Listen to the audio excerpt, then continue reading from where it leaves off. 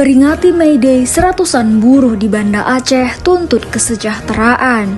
Seratusan buruh di Banda Aceh memadati jalanan dan berkumpul di Taman Sari Banda Aceh dalam rangka memperingati Hari Buruh Internasional pada Kamis 1 Mei 2025.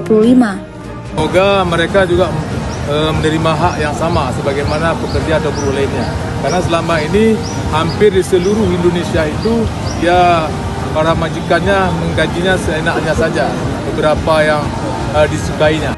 Aksi tersebut berlangsung tertib dan dihadiri oleh Ketua Komisi 5 DPRA Rizal Falevi serta Kepala Dinas Ketenagakerjaan Aceh.